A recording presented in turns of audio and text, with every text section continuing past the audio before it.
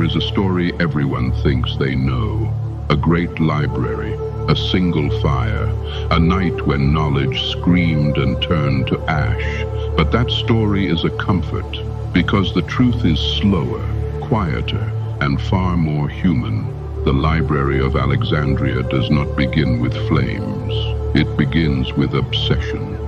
A city built at the edge of the sea, designed not just to trade goods, but to collect minds. A place where rulers believed power did not come only from armies, but from understanding the world better than anyone else. Books were not decoration, they were instruments. Ships arriving in Alexandria were searched, not for weapons, but for texts. Scrolls were taken, copied, sometimes never returned. The original was kept. The copy was sent back.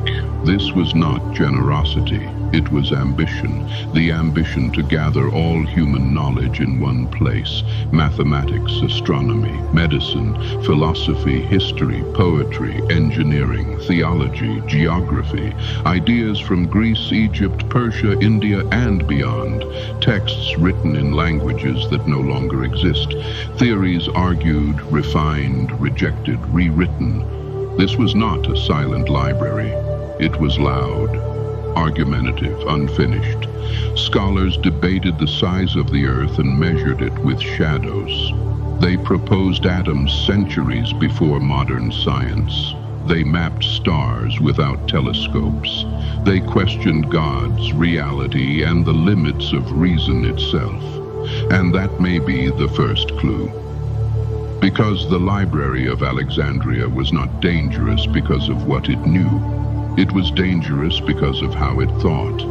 It believed no idea was sacred, no question forbidden, no authority beyond challenge.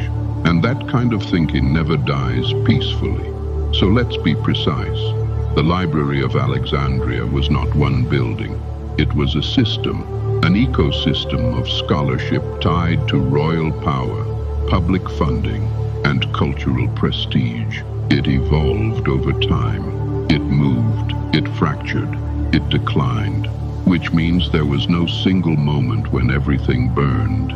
Instead, there were wounds. The first wound may have come during war. When fire spread through the city during a military siege, scrolls stored near the harbor were likely destroyed. Thousands, perhaps tens of thousands, gone in smoke. A tragedy, but not an extinction. The institution survived. But survival is not the same as health. Libraries do not die only from fire, they die from neglect.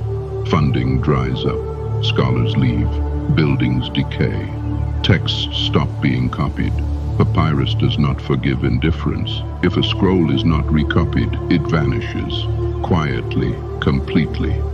Over centuries, Alexandria endured violence, political upheaval, and cultural shifts. Districts were destroyed, patronage collapsed. The intellectual center of gravity moved elsewhere. And then came ideology. When belief systems harden, questions become threats. When certainty replaces inquiry, libraries turn from treasures into liabilities. Later, a great temple complex associated with scholarship was destroyed during religious conflict. Whether it held the last major remnants of Alexandrian book culture is debated, but what is clear is this. By then, the great experiment was already dying. The myth insists on a villain, a conqueror, a mob, a decree, but the evidence points to something less cinematic. The Library of Alexandria was not executed, it was abandoned. And here is the part most people don't want to hear. The greatest loss was not a single lost invention or secret formula. It was possibility. Entire works of history that told different versions of the past. Medical knowledge refined through generations of trial and error. philosophical systems that never reached us, scientific paths not taken, not because they were wrong, but because they were interrupted. We don't know what was lost because loss erases its own evidence. What survived is only what was copied again and again. What vanished left no ghosts. So when we ask, what was humanity not ready to know? The answer is not mystical. We were not ready for complexity. We were not ready for sustained curiosity. We were not ready to protect ideas that challenged power, belief, and comfort. And that is why the story keeps returning. Because Alexandria is not just ancient history, it is a pattern. Every time speed replaces depth, every time outrage replaces understanding, every time curiosity is mocked as weakness, every time knowledge is valued only if it serves power, a shelf collapses. The Library of Alexandria did not die once. It dies whenever a civilization decides that remembering is too dangerous, too slow, or too inconvenient. And the most unsettling question is not what was lost then, it's what we are losing now, without even lighting a match.